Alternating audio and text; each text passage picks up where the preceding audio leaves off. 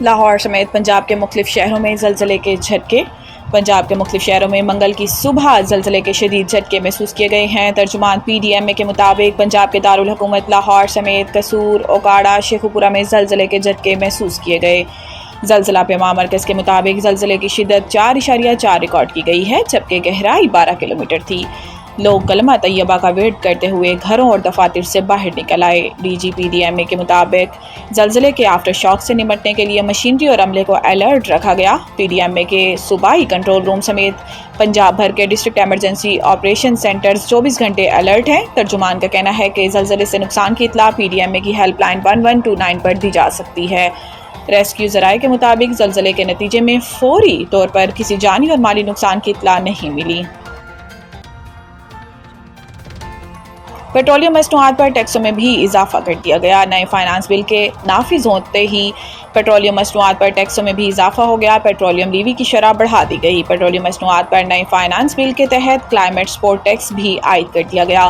High speed diesel پر petroleum levy میں 8.64 روپے فی لیٹر اضافہ کیا گیا، جس کے بعد ہائی سپیڈ ڈیزل پر لیوی 74.51 روپے فی لیٹر سے بڑھا کر 83.15 روپے فی لیٹر کر دی گئی ہے۔ پیٹرول پر لیوی 8.64 فی لیٹر کا اضافہ کیا گیا، جس کے تحت پیٹرول پر لیوی 75.52 بڑھا کر 84.16 فی لیٹر کر دی گئی ہے۔ وزارت پیٹرولیم نے نئے لیوی ٹیکس سے متعلق نوٹیفیکیشن بھی جاری کر دیا۔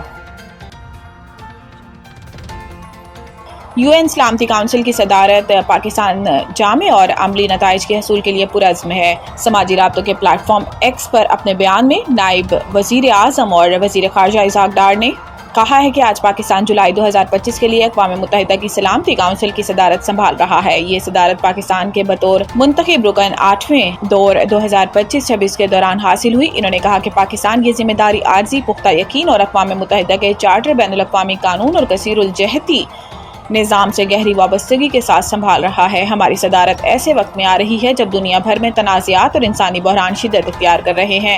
اسحاق ڈار کا کہنا تھا کہ ہم سلامتی کونسل کو ایسے مؤثر اور بروقت اقدامات کی طرف لے جانے کی بھرپور کوشش کریں گے جو مکالمے، سفارتکاری اور پرامن حل پر مبنی ہوں۔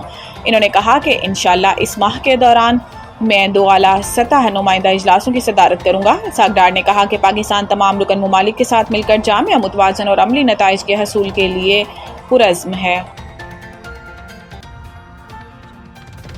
فلسطین میں موت کا رقص جاری۔ پاکستانی سفیر نے اقوام متحدہ میں حقائق بے نقاب کر دیے۔ اقوام متحدہ کی سلامتی کونسل کے مشرق وسطی بشمول مسئلہ فلسطین پر بریفنگ کے دوران بیان دیتے ہوئے اقوام متحدہ میں پاکستان کے مستقل مندوب سفیر عاصم افتخار احمد نے سیکرٹری جنرل کے ان الفاظ کا حوالہ دیا جنہوں نے رپورٹ میں کہا کہ خاندانوں کو بار بار نقل مکانی پر مجبور کیا گیا اور اب وہ غزہ کی زمین کے 5ویں حصے سے بھی کم جگہ پر محصور ہیں اور یہ سمٹتی ہوئی جگہیں بھی خطرے سے دوچار ہیں۔ سفیر عاصم نے کہا کہ بچے غذائی قلت کے باعث جان سے ہاتھ دھو بیٹھے ہیں۔ حالانکہ یونیسیف بارہا خبردار کر چکا ہے کہ غذائی قلت انتہائی تشویشناک حد تک بڑھ گئی ہے۔ صرف مئی کے مہینے میں 6 ماہ سے 5 سال تک کی عمر کے 5100 سے زائد بچوں کو شدید غذائی قلت کے علاج کے لیے داخل کیا گیا۔ مارچ میں عارضی جنگ بندی کے خاتمے کے بعد اب تک 6500 سے زائد مزید جانیں ضائع ہو چکی ہیں۔ سفیر عاصم افتخار نے مزید کہا کہ اعلیٰ سطحی بین الاقوامی کانفرنس کے جلد از جلد انعقاد کی حمایت کی جائے تاکہ اس مقصد کو عملی شکل دی جا سکے۔ لاہور سمیت پنجاب بھر میں آئندہ 5 روز تک موسلادھار بارش کا امکان۔ محکمہ موسمیات کے مطابق لاہور سمیت صوبے بھر میں پری مونسون بارشوں کا سسٹم ایک بار پھر داخل ہو گیا ہے، جس کے باعث کہیں ہلکی اور کہیں تیز بارش کی توقع ظاہر کی جا رہی ہے۔ اس سسٹم کے زیر اثر آئندہ 4 سے 5 روز تک مزید بارشیں اور تیز ہوائیں چلنے کا امکان ہے، جبکہ لاہور شہر میں آج شدید ہبس کے ساتھ ساتھ بارش کی پیشن گوئی کی گئی ہے۔ موسمیاتی ماہرین کے مطابق لاہور میں درجہ حرارت کم سے کم 26 اور زیادہ سے زیادہ 32 ڈگری سینٹی گریڈ تک جا سکتا ہے، جس کے باعث موسم مرطوب اور غیر آرام دہ رہے گا۔ ادھر شہر میں جاری ترقیاتی کاموں کے حوالے سے بھی خدشات بڑھنے لگے ہیں۔ لاہور ڈیولپمنٹ پروگرام اور بلدیہ عظمیٰ کے تحت جاری ترقیاتی منصوبے 30 جون تک مکمل کیے جانے تھے، جبکہ واسا کی جانب سے ان منصوبوں کو 31 جولائی تک مکمل کرنے کا ہدف مقرر کیا گیا ہے۔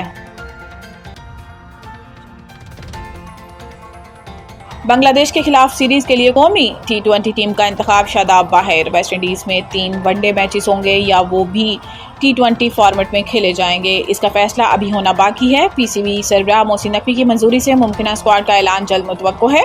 Lead spinner Shadab Khan fitness مسائل کی وجہ سے دستیاب نہیں ہوں گے۔ ذرائع کے مطابق شاداب خان کے کندھے میں تکلیف ہے اور ہو سکتا ہے کہ ان کی سرجری کی ضرورت پڑے۔